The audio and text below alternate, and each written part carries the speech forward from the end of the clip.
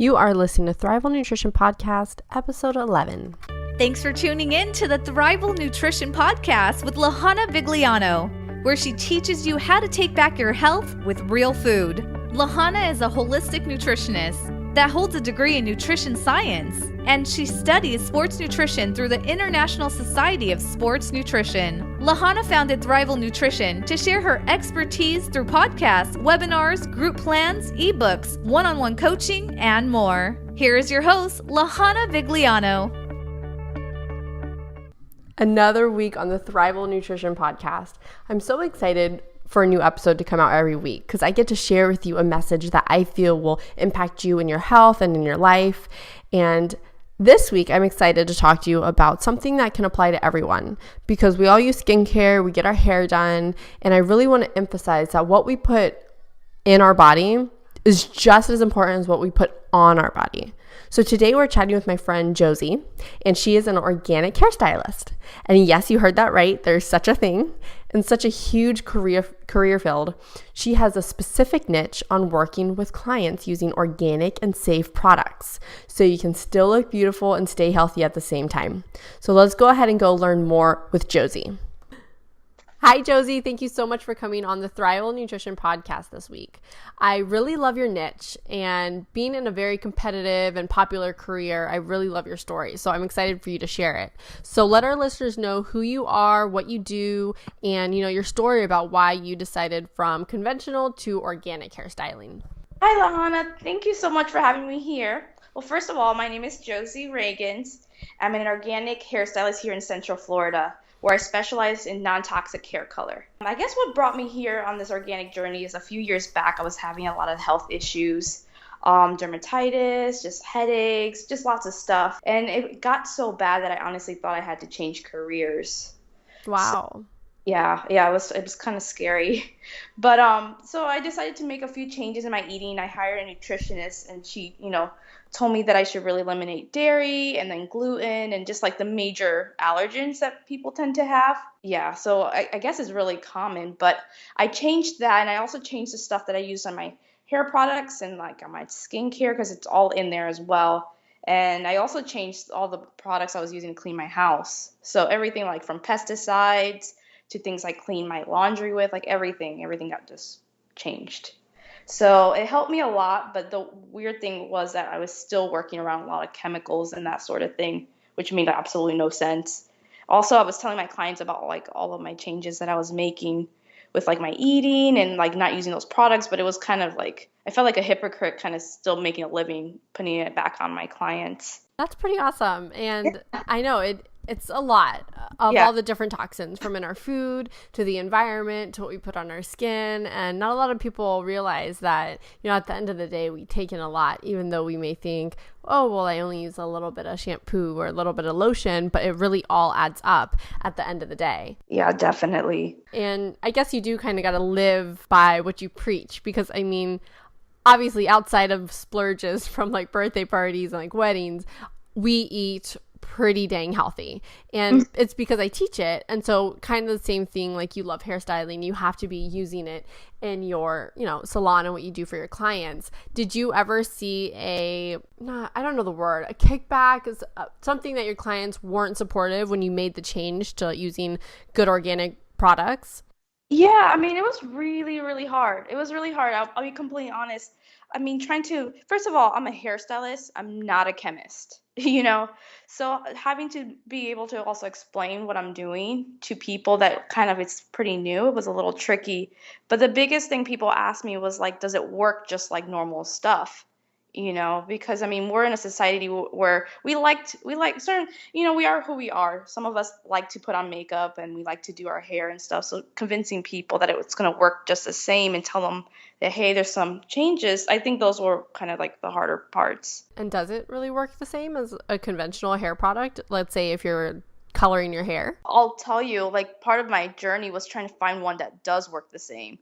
And I'll be completely honest, like in the beginning when I started like using different things, they weren't really like matching up. They were a little bit like, I guess, too natural in a way. So, now I found like the perfect products that I feel like work just the same, if not better. and I've gotten like beautiful results, and no one, even people that don't come to me for natural hair products, they don't even notice the difference. That's pretty awesome. Yeah. I totally get what you're saying though, because when I was on my journey to find a natural organic shampoo, because I I tried to make my own. I wasn't a fan of it. I don't know. It just wasn't something for me. And I try to always make my own beauty products, but Yeah. I've only mastered, I feel like, sunscreen, and the rest I just nailed it, I feel like.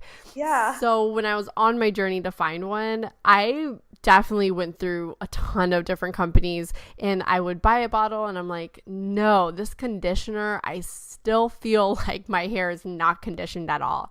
Right. So it definitely took me tons of trying to actually find one that I really, really like. Yeah.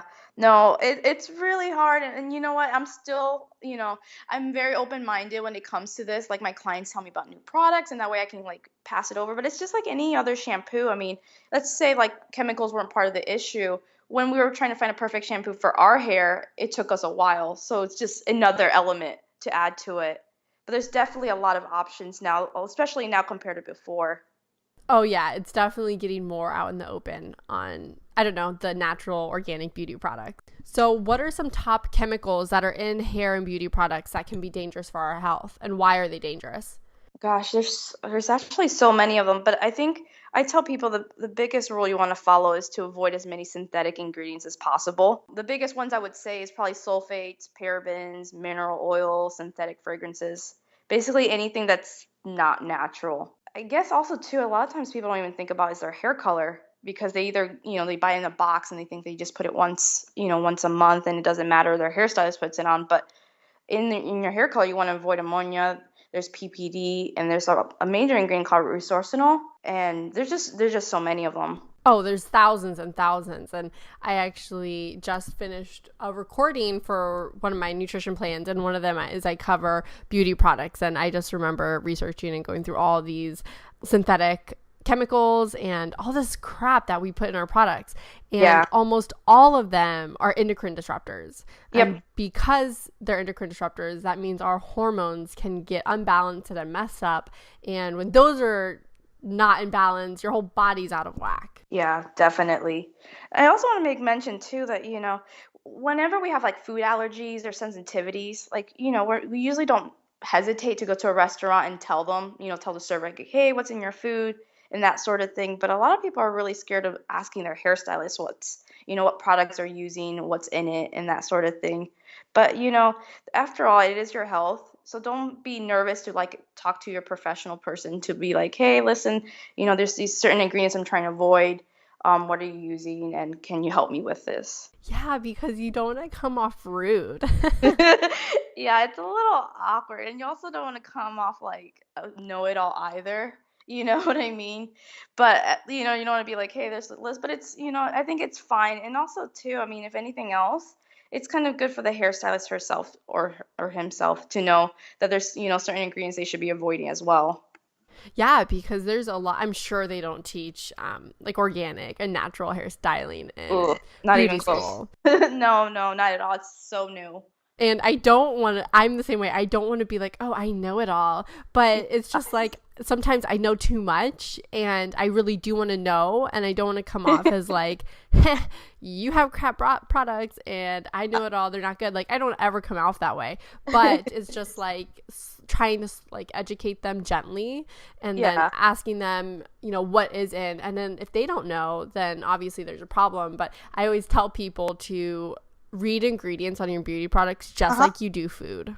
Yep, definitely. And also too, let's say you're not getting color done, you go in for your haircuts and you go to just, whichever salon's close to you, you can always bring in your own products. I mean, if you don't want to be like that person that like questions everything, bringing your own products should be a pretty simple solution. Oh, that's a really good idea. I like that. What are some great alternatives at home then we can use, like our shampoos, conditioners? What are some companies that you tried, you really like? Well, I've been really fortunate enough where I've worked, when I was going through this transition, I was also working at a salon that carried a lot of different products. And some of the major ones that are out there, and I'll name the major brands, and then I'll talk about some other ones. But one of my favorite ones currently is called Shea Moisture. That one is found. Yeah, you like that? Oh, good. Yeah, I love it. Yeah, I've gotten really good feedback. And it's also too, you want it to be natural, but you also want it to work. And that one I've gotten lots of pretty positive feedback on that particular product. There's another brand that I like, it's called Cure. And that one's Me a little bit too. like, okay, good. I can kind of geek out on product. Yes, that's actually the one that I fell in love with was the Acure shampoo and conditioner. I think the shampoo is like a black cherry. It smells so good. And then the conditioner has like argan oil and some other things. But oh my gosh, it makes my hair feel so good. And that was literally, I was like, all right, I'm done searching. I found my shampoo and conditioner. No, that's so awesome. Yeah, that Acure holds a special place in my heart because not to be like corny or anything, but like it was the first like natural product that actually worked. And I was like, "Oh my gosh, this is amazing." But I want to mention too because like a lot of my clients tell me, "Oh, so I bought this shampoo at the health food store or I bought that one." And that sort of thing. And a lot, just like anything else, marketing does have a huge impact in our purchases. And just because it states it's natural doesn't mean it's necessarily good for you. So just, Definitely. make sure you read your ingredients and check where it's sourced, if it's local and that sort of thing. Yeah. Are there certain like companies or products that only salons use that really isn't available to the public? Yes. So within my like long search of trying to find natural products, I use two lines specifically. One is called O&M and the other one is called OA. And if you're not here locally, I highly recommend that you find a salon in your area that does carry those brands. So they're actually pretty new to the US. One of them is from Australia and the other one is from Italy. And a lot of, over there, they don't use, what they do here to their products. They don't do the same things. Oh, I know. I found that out when I was also researching is that thousands of these ingredients in our products are banned in Europe. And Yes. my mouth dropped. I'm like, nailed it. We nailed it as a country. Yeah, definitely. No, but I mean, I've been really happy with those. And also too, they actually work. Awesome. Yeah, that's really good to know. When I go to salons and stuff, I will ask, and it's good to know sometimes, do you have this company, especially because I know that there's some, like you said, that aren't available to the public, so having those salons that use those, I don't know, it's like a treat. Yes, yeah, definitely. Also too, there's certain brands out there, I'm not gonna say the names of them, but that they claim they're natural and they actually aren't. Can So you say the names of them? I'd rather not because I have friends that are hairstylists. I don't want to like be rude or anything, but just know that like make sure that the ingredients act well with your skin and that sort of thing. But You're so nice. I know. I don't know. I've been a hairstylist for a while, so I feel like I don't know. I don't want to be disrespectful because I mean, even the natural, the ones that claim to be natural, they're at least trying to be. I think I know what you're talking about because a couple of places that I went to, kind of the same ordeal. Right. I actually have to outsource my products. Like it's really hard because I mean I work for myself currently, like completely by myself because I couldn't find any other salons that really, were really, really, really natural as much as they could be. So yeah, I can't wait till it gets to that point to where all around every corner you'll find an organic salon, and I think you'll get there one day for sure. Yeah, I'm definitely looking forward to it. And I'm always open to helping like other hairstylists if they want to make that, transition because I think it is really important. Cool. I hope any hairstylists listening will take that up. So are the prices pretty competitive compared to a conventional hairstyling route like coloring and things like that? Or is it more expensive? Okay, so I'll be completely honest. It's just kind of like, like buying an apple that's not organic versus one that is. You're gonna pay a little bit more. But for me personally, just building my business, it's so important to me that I'm kind of not eating the cost, but still making my prices affordable for those who want to, indulge in a luxury service like, getting their hair color and that sort of thing. So, I mean, it does cost more on my end, but I'm trying to make it as approachable as possible. I don't know if that really answers the question. But. Yeah. I mean, I've looked at your prices, I believe, and you were pretty competitive to what I was paying, and I've done, conventional before when, I first got my hair done and stuff. If someone already did something to their hair, like they already dyed it, they already highlighted it, is there anything they can do to reduce the toxicity now that may be remaining?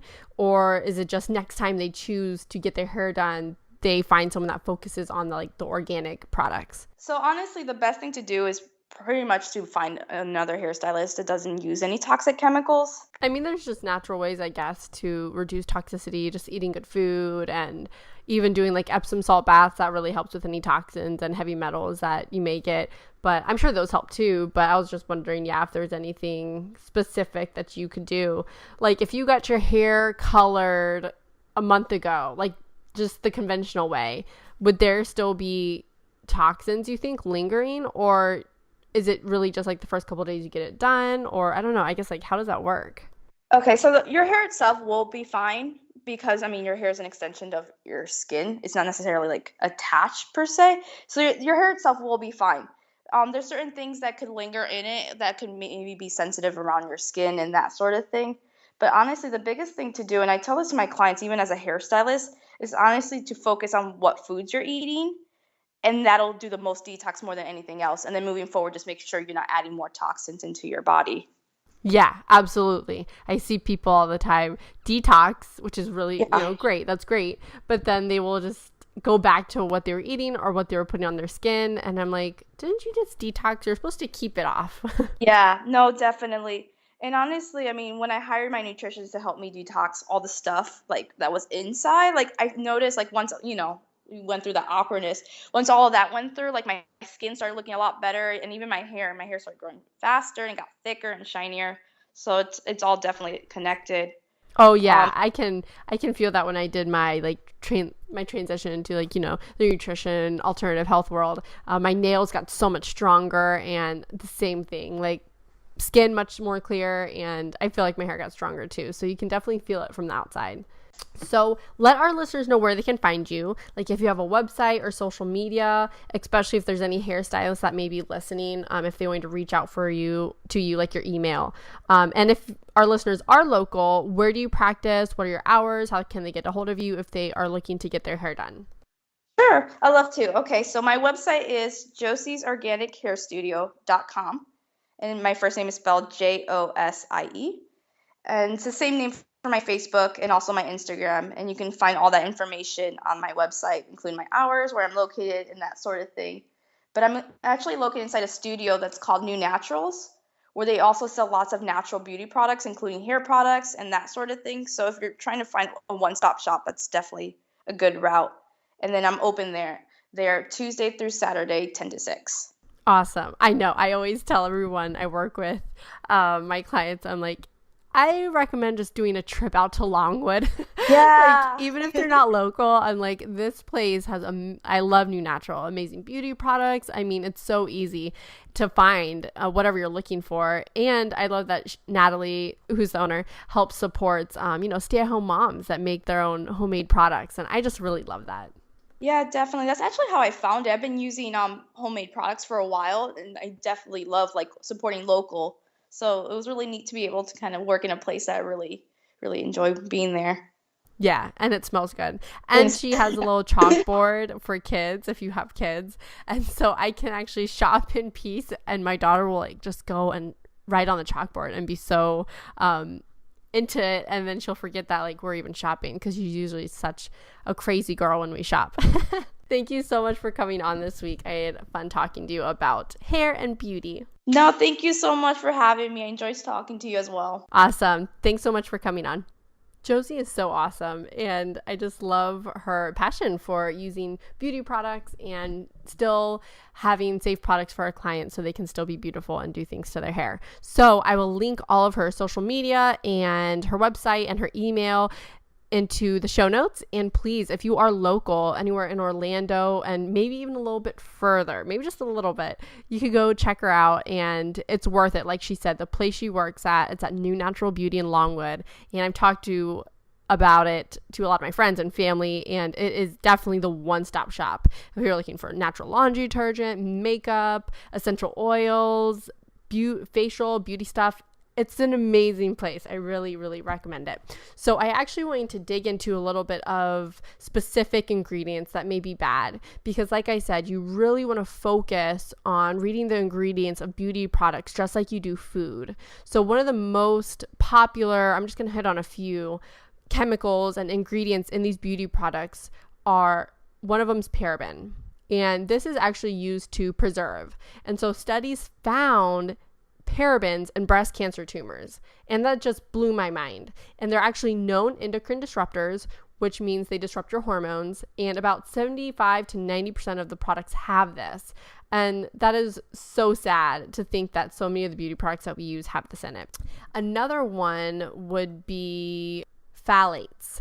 And phthalates can actually cause damage to the kidney, liver, fertility, endocrine disruptor as well. It's also a very highly used chemical, unfortunately. And another one is sodium lauryl or sodium laureth sulfate. This chemical is actually in many ingredients or products like toothpaste and shampoos, conditioners, lotions, but this can cause diarrhea, headaches, depression, breathing problems, skin irritation like dermatitis. And just because you may not be having any of these problems while using these products, some of these ingredients may take a while for you to show one of these symptoms too. And then if you have it, you kind of don't think your beauty products are causing it. So just be on the lookout for them. You really just want to be able to avoid them in general. So fragrance is another one. And fragrance, you'd think like, oh, it smells good. That's what it's supposed to be about. But fragrance actually has hidden chemicals, just like phthalates and parabens. It can have all this stuff hidden under one word, fragrance. Fragrance also can cause asthma, allergies, neurotoxicity, and an endocrine disruptor as well. Many of these ingredients will mess up your hormones. And what are some other ones? I mean, there's even just heavy metals like lead, arsenic, mercury, and these are in the beauty products and they absorb through your skin, and the accumulation for body toxicity, and all you need is a little bit. But if you think about it, we use a little bit and then a little bit more the next day or a little bit more later, and it just can accumulate. And it's also very neurotoxic. And the thing is, it can take years to get rid of. So it's linked to reproductive disorders, memory, immune problems, endocrine disruptor, cardiovascular issues. I mean, the list can go on, and it's so sad because, like I said, most of these ingredients are banned in Europe, but we still use them here in the US. So please definitely look for those good products and brands and really support them because they are doing amazing things by doing these switches. So thank you so much for tuning in this week. I hope you enjoyed it. And if you are a hairstylist and this interests you, definitely reach out to Josie. I'm sure she would love to help you on changing your routine to be more organic and natural. So find her information in the show notes. And of course, you can always find me at www.thrivalnutrition.com and find me on Facebook, Instagram, and Twitter. And of course, if you have not downloaded How to Shop Healthy on a Budget, because eating is the part of your body detoxing, it helps support all those natural processes, so you don't have to do any of those natural special detox. You just eat real food.